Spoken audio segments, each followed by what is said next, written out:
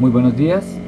El video de hoy muestra el diseño de un circuito con un transistor BJT de referencia 2N2222. A continuación, veremos la explicación teórica del diseño de un circuito por Sara Lizeth Cuellar. Buen día, mi nombre es Sara Cuellar y voy a mostrar cómo hacer un diseño con un transistor BJT.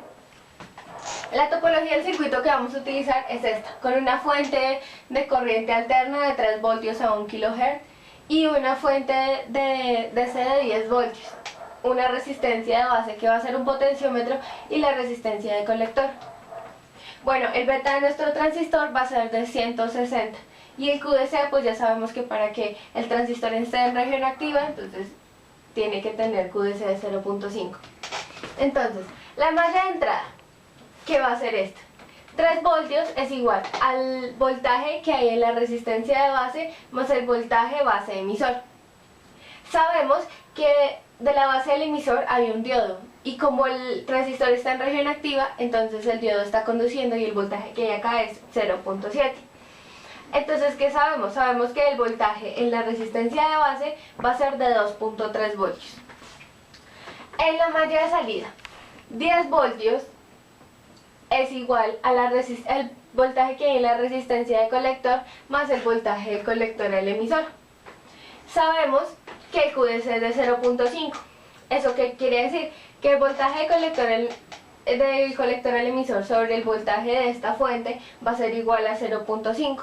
Como conocemos este voltaje, debemos despejar y hallamos que el voltaje del colector al emisor es de 5 voltios.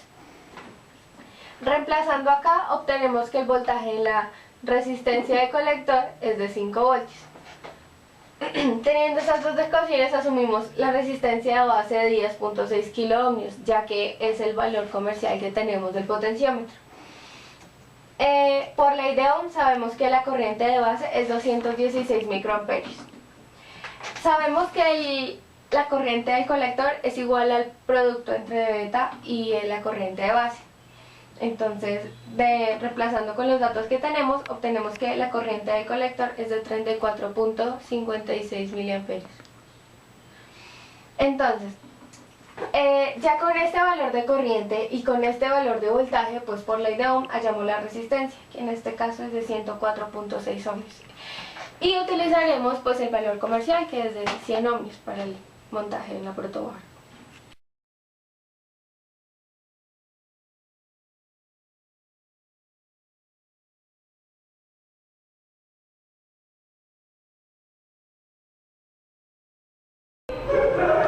Buenas noches, lo que les voy a presentar ahorita es un circuito con un transistor BJT de referencia 2N2222.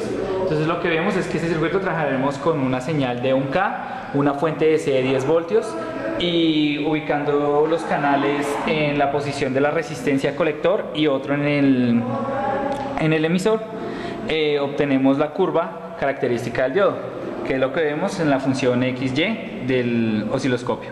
Entonces, al variar el potenciómetro que está ubicado en la resistencia de base, podemos ver cómo se mueve la gráfica.